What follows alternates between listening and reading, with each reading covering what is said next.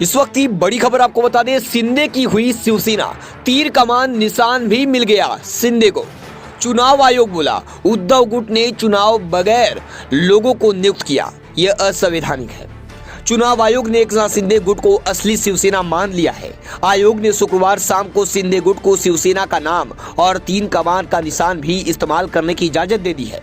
आयोग ने पाया कि उद्धव गुट की पार्टी का संविधान अलोकतांत्रिक है, इसमें लोगों को बिना किसी के चुनाव के नियुक्त किया गया था।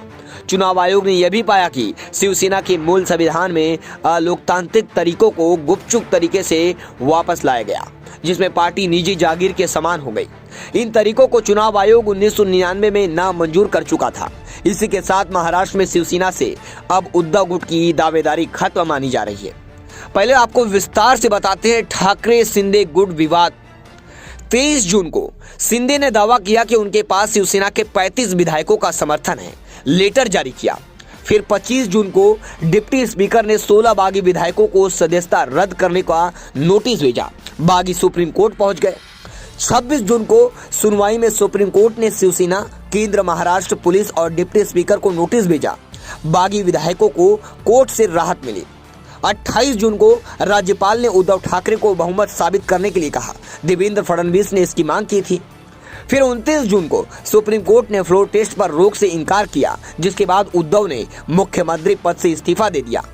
फिर 30 जून को एकनाथ शिंदे महाराष्ट्र के मुख्यमंत्री बने, भाजपा के देवेंद्र फडणवीस उप मुख्यमंत्री बन गए। फिर 3 जुलाई को नए स्पीकर ने शिंदे गुट को सदन में मान्यता दे दी। अगले दिन शिंदे ने विश्वास मत हासिल कर लिया। फिर 3 अगस्त को सुप्रीम कोर्ट ने कहा, हमने 10 दिन के लिए सुनवाई क्या टाली, आपने शिंदे सरकार बना ली। फिर 4 अगस्त को सुप्रीम कोर्ट ने कहा, जब तक यह मामला सुप्रीम कोर्ट में लंबित है तब तक चुनाव आयोग कोई फैसला ना ले।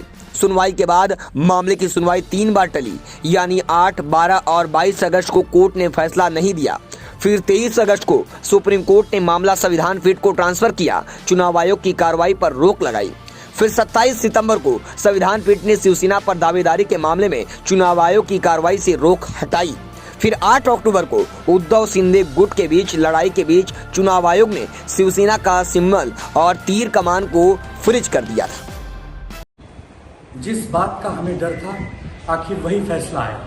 हम शुरू से कह रहे हैं कि चुनाव आयोग पर हमें विश्वास नहीं है, क्योंकि जब मामला सुप्रीम कोर्ट में चल रहा है, सुप्रीम कोर्ट में दोनों पक्षों की तरफ से बहस अभी जारी है, कोई अंतिम निर्णय नहीं आया, लेकिन आनन फानन में चुनाव आयोग ने दर्शा दिया है कि चुनाव आयोग भाजपा का एजेंट के रूप में काम करती है, केंद्र सरकार के अधीन काम करती है।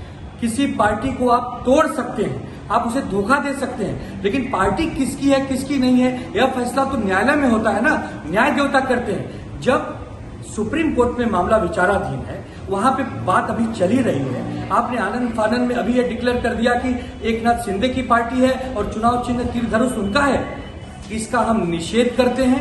पूरे भारत में अब सभी को विश्वास हो गया है कि चुनाव आयोग पूरी तरह से भाजपा के एजेंट के रूप में काम करती है और अब चुनाव आयोग पर किसी को विश्वास नहीं है। चुनाव आयोग अपनी विश्वसनीयता खो चुकी है।